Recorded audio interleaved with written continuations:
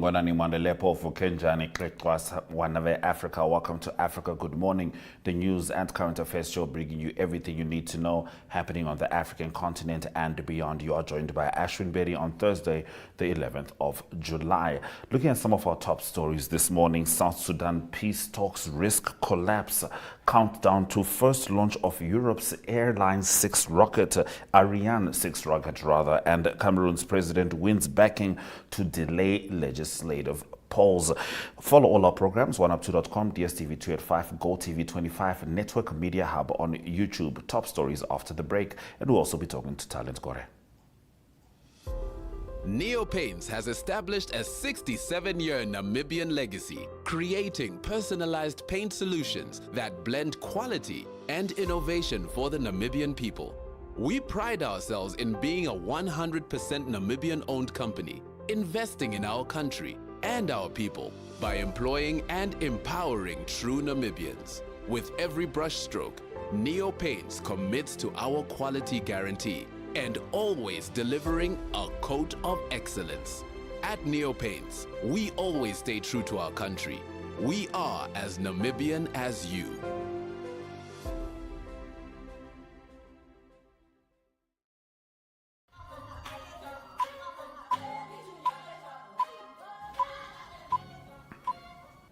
In our top stories, South Sudan peace talks that almost reached completion faced a stumbling block, with opposition groups demanding a newly passed bill allowing the detention of people without an arrest warrant scratched out in order to sign a proposed agreement. Kenya has been hosting high-level meetings since May between government representatives and rebel opposition groups who were not part of a 2018 agreement that ended a 5-year civil war, leaving about 400,000 people dead and millions displaced. Now, despite the agreement, violence often erupted in the country of 9 million. Pagan Amum Kokiesh, negotiating on behalf of the South Sudan Opposition Movement Alliance, told the Associated Press that it would be meaningless to sign any agreement if the draconian National Security Act is signed into law by the president. Now in our next story, after 4 years of delays, Europe's new Ariane 6 rocket is set to blast off for the first time, carrying with it the continent's hopes of regaining independent access to space. The inaugural flight of the European Space Agency's most powerful rocket is scheduled to launch from Europe's spaceport in Kourou, French Guiana. Since the last flight of the rocket's workhorse predecessor Ariane 5 a year ago, Europe has been able to launch satellites or other missions into space without relying on rivals such as Elon Musk's US firm SpaceX. So many will be nervously watching the launch, hoping it can bring an end to a difficult era for European space efforts. Historically, nearly half of the first launches of new rockets have ended in failure. Now, Cameroonian President Paul Biya secured approval from lawmakers this week to delay parliamentary and local elections until 2026, a move opposition parties fear could make it harder for them to mount a challenge in next year's presidential election. Lawmakers in Biya's Cameroon People's Democratic Movement have a majority in the National Assembly and voted in favor of the bill to extend their mandate by a year to March 2026. As a result, legislative elections and municipal elections, usually twinned with them, will take place after the 2025 presidential poll. The delay was needed to lighten the electoral calendar, as the Central African nation originally had 4 polls, including regional council polls scheduled for next year, said Francois Wakata Bovin, the presidency's minister delegate in charge of relations with the assemblies. Now, Russia has promised an early release of all Indian citizens which are fighting in its army, India's foreign ministry said. The announcement came at the end of Indian Prime Minister Narendra Modi's visit to Moscow, during which he raised the issue with President Vladimir Putin. Delhi has been seeking the release of Indians who say they were lured to Russia on the promise of non-combat jobs in the army, but were later forced into active combat in Ukraine. At least 4 Indians have been killed in the fighting. Foreign Secretary Vinay Quatra said at a press briefing that Mr. Modi had strongly raised the issue of early discharge of Indians who had been misled into the service of the Russian army. The Russian side promised early discharge of all Indian nationals from the service of the Russian army, he added. Quatra said there were about 35 to 50 Indians in the Russian forces, of whom 10 had already been brought home. The two countries would now work to bring back the remaining men, he added. Indians stuck in Russia said they were duped by agents with the lure of money and a Russian passport. Now, World Population Day is commemorated today, the 11th of July, and Namibia Statistics Agency will host a commemorative event at their headquarters. This is going to be today. Now, Esther Simasuku, their Senior Communications Officer, highlights what the NSA has in store for the day, as well as the significance of the event on World Population Day, which is today. World Population Day is an annual event which is observed on the 11th of July and is aimed about raising awareness on global population issues. Joining us today is Ms. Esther Simasiku. She is the Senior Communications Officer at Namibia Statistics Agency, and she is here to tell us all about World Population Day. How are you doing?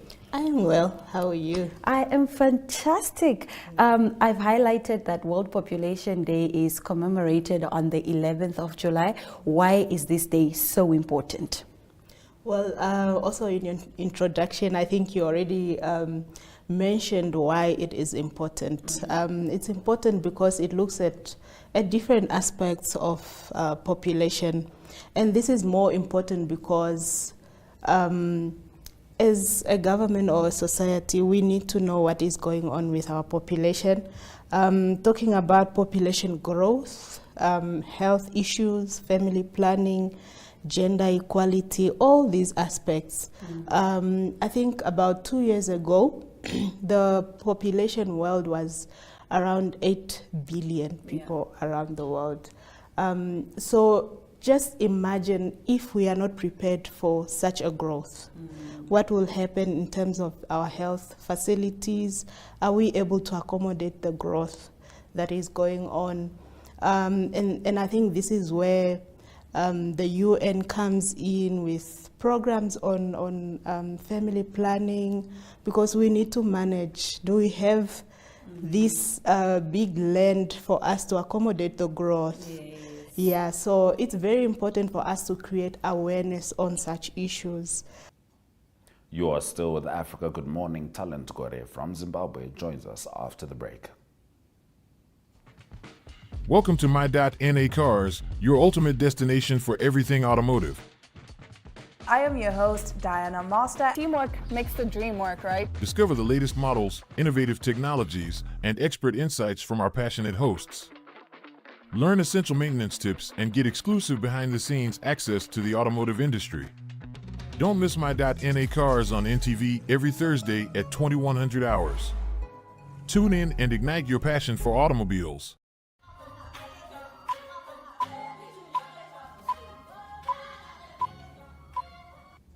All right, it's time for us to talk to Talent Gore in Zimbabwe. Talent Wamkase. Tamkai Bukana Mamkase Africa. Tamukai Hedu. Now, I understand villagers are bemoaning human-wildlife conflict. Villages within the Nyangambe Community Conservancy in Chiredzi have been poorer after their livestock have been squandered by wild animals. Apparently, they are saying that the human-wildlife conflict in their area is becoming more and more rampant because the wild animals are invading their communities in search of food and water. The villagers identified elephants, lions, hyenas, crocodiles, buffaloes, baboons, and wild dogs as the most problematic animals within the community. They also say that human-wildlife conflicts were getting worse each year. And they said that these wild animals had become very aggressive to the extent of not fearing people. They're saying that in as much as they tried to chase them away or how they have been taught by the wildlife, parks, the animals, they have become fearless. They don't fear people anymore. So they are squandering their domestic animals. And right now, they are fearing for their own lives because the animals, they are not fearing people anymore. So the park's spokesperson, Zim Park spokesperson, said that they had accommodated and they had equipped the villagers on how they should deal with these wildlife animals, but the villagers are saying that it's not enough, more has to be done. So apparently in 2022 there was a human wildlife conflict relief fund to compensate victims of human wildlife conflicts, but that hasn't come to fruition because these victims, they haven't been compensated since that fund was launched. So they're saying government has to come in and help them because it is getting worse by the day. They don't know what to do anymore, and they are seeking full assistance from the government itself. And we certainly hope they can get on top of that.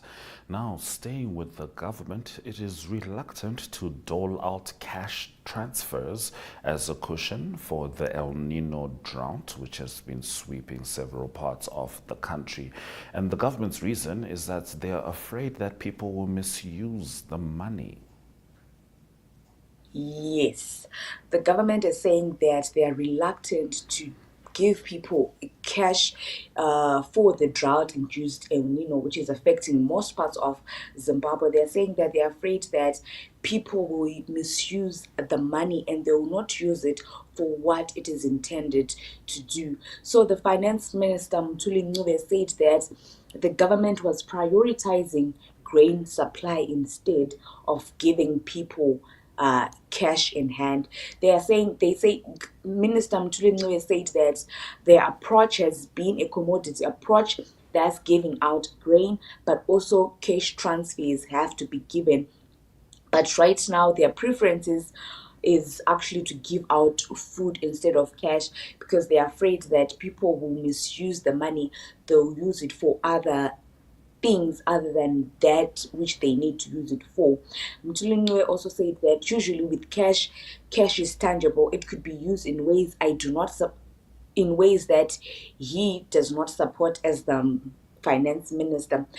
But they were going to try and give out the cash to those in the urban and also those in the rural areas. He also said that the government was still to make a decision on how much money an individual would receive. So right now they haven't decided on how much an individual should get if they decide that they now want to give out individuals cash. But they are just, as of now, they are just supplying grain. Most of the communities in the rural areas, to be precise, they have been giving out grains. They are giving out maize, and that is all that the government is doing right now. They haven't decided on giving people cash. All right, now, am I wrong to assume that the government might have misplaced priorities here? One, first of all, the government naturally assumes everyone eats grains, so forget anyone who might be allergic, forget different diets. The government is not sending this money to children, it's sending it to adults who can assess their needs, and not everyone's needs aren't the same.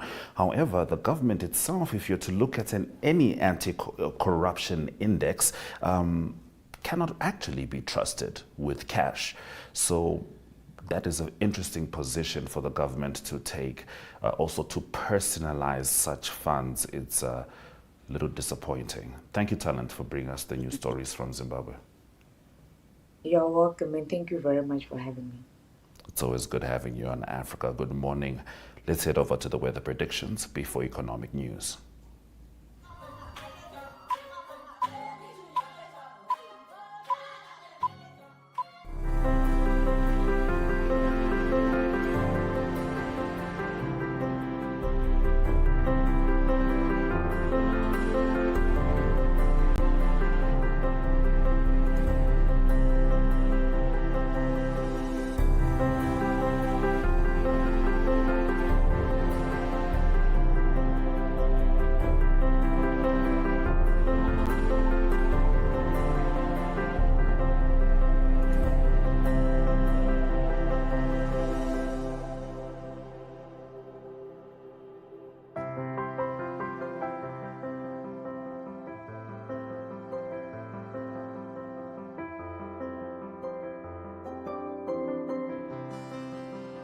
Welcome to Namibia, where adventure meets tranquility. With Enjoy, you have access to a wide range of accommodations to suit every traveler's taste and budget. Experience the finest dining and hospitality Namibia has to offer. Booking your dream accommodation is just a few clicks away with Enjoy. Join thousands of happy travelers who have trusted Enjoy for their Namibian getaway. Your gateway to unforgettable Namibian adventures.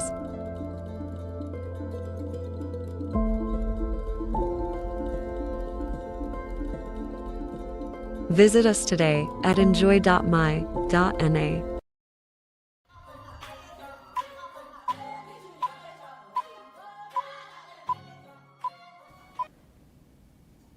All right, let's get into our economic news story for the day. Egypt's annual urban inflation rate slowed for a fourth consecutive month in June to 27.5% from 28.1% in May. Data from the country's statistics agency showed this week.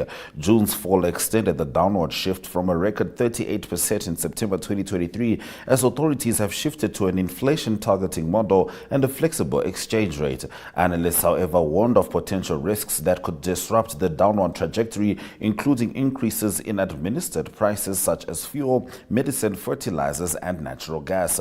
Egypt is going through 30 months of intensive economic reforms that are expected to include repricing of subsidized electricity and fuel, which poses major challenges to taming inflation, said Mona Bedia of Al Baraka Bank.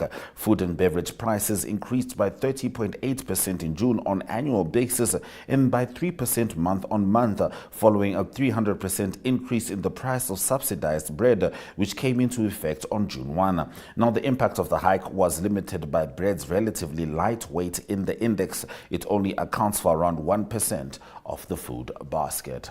You're still with Africa. Good morning. Let's have a look at the economic indicators just before we return with the sport.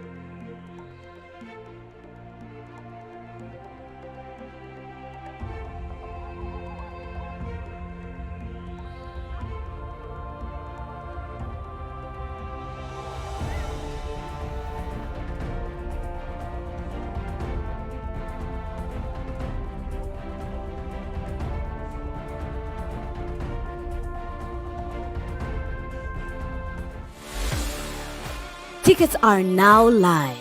Watch Namibia versus Portugal live at the Dr. Hage Geingob Stadium on the 13th of July 2024 at 3 p.m.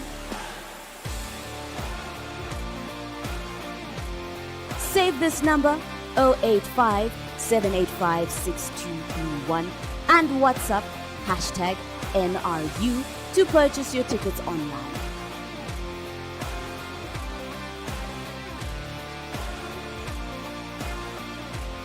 Or simply scan the QR code.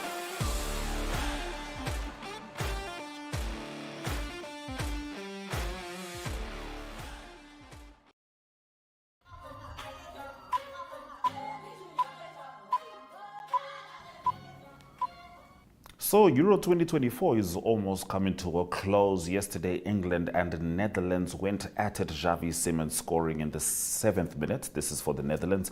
And then Harry Kane being awarded a rather dubious penalty call. That was in the 18th minute, but in the 90th minute, it was Ollie Watkins that brought it home for England. And now the English fans are wondering if it will truly be coming home as they face the trailblazing Spain on Sunday at 9 p.m. And that will be in the Euro 2024 final. Here's Adi Hogad with the rest of your sports news.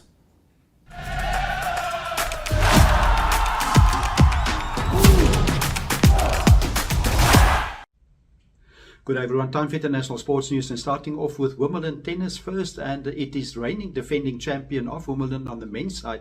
That is Carlos Alcaraz that will play against Daniel Medvedev in the semi-final, and that is after Carlos Alcaraz beat Tommy Paul of United States in 4 sets, so he's through to the semi-final, the last 4 again. It was Daniel Medvedev with a brilliant win against the number 1 seed. Daniel Medvedev is number 4 seed, so he beat number 1 seed Yannick Sinner of Italy in 5 tough sets. It was 6-7, 6-4, 7-6, 2-6 and 6-3. It is Daniel Medvedev the winner, and he will play against Carlos Alcaraz. Also number 2 seed still in the tournament, that is Novak Djokovic, and he's trying to win his 8th Wimbledon title, and he will play against Alex de Minaur of Australia in the quarter-final. On the women's side of the draw, it is number 7 seed Yasmin Paolini. She's safely through to the semi-final, beating Emma Navarro of the United States, and she will play Donna Vekic in the semi-final. And then one of the favourites still in the tournament is number 4 seed Elena Rybakina. She's the highest seed left in the women's side of the draw. She will play Alina Svitolina. She's the 21st, 21 seed in the tournament, and it is Elena Rybakina, one of the favourites to go through to the final on Saturday. And continuing international sports news with soccer news, it is Euro 2024 that continues in Germany. Just 3 games or 3 teams left in the tournament. It is Spain that's through to the final on Sunday, and they beat France in the semi-final by 2-1. On Sunday they will play the winners of England against Netherlands. News from the game was that Lamine Jamal, he scored in the 21st minute. He's just 16 years old, and he became the youngest goal scorer in the Euro 24 Championship, or the Euro Championships history. He is 16 years old and 362 days. He actually turned 17 just the day before the final. His birthday is on the 13th of July. The final is on the 14th of July. It was Jamal that scored in the 21st minute, a brilliant goal to get Spain into the game again, and then it was Dani Olmo that scored the winner in the 25th minute, and so it's Spain through to the final of Euro 2024. And to conclude today's international sports news, it is Tour de France that continues, and it was stage 10 that was done. It was a flat stage, 187 kilometers, and it was the sprinters that came to the front, and it was Belgium's Jasper Philipsen that won. His time was 4 hours, 20 minutes and 8 seconds, and in second place was Binyam Gomez, so it was a sprint to the end, and Pascal Ackermann was in 3rd position. In the general classifications, it's still the same as before the start of stage 10. It is still Tadej Pogačar, that's the leader. He is the yellow jersey holder. His combined time for the 10 stages is 40 hours, 2 minutes and 48 seconds, and leading by just 33 seconds to Remco Evenepoel in 2nd position. Then Jonas Vingegaard 1 minute and 15 seconds further back in 3rd position, and Primož Roglič is 1 minute and 36 seconds behind the leader. Those are the top 4 that probably one of the 4 of them will win the Tour de France. Stage 11 will be 211 kilometers. It will be from Ewout de Bains to Le Lorient, and that is the Tour de France that continues in France, of course. And that is international sports news for today, and I hope you have a great sport day, and we talk international sport again tomorrow. Goodbye.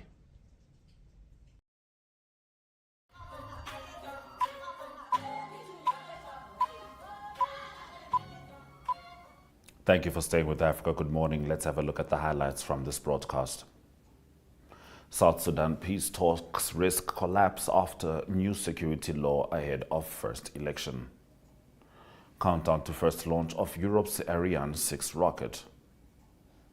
Those have been our stories. DSTV 285, Gore TV 25, oneup2.com, and Network Media Hub on YouTube is precisely where you can find us. There's still a day in the week. Africa Good Morning will be here tomorrow to make sure you get the latest stories stemming from the African continent and beyond. From me, Ashwin Berry, and the Africa Good Morning team, Sudan Jaganaka.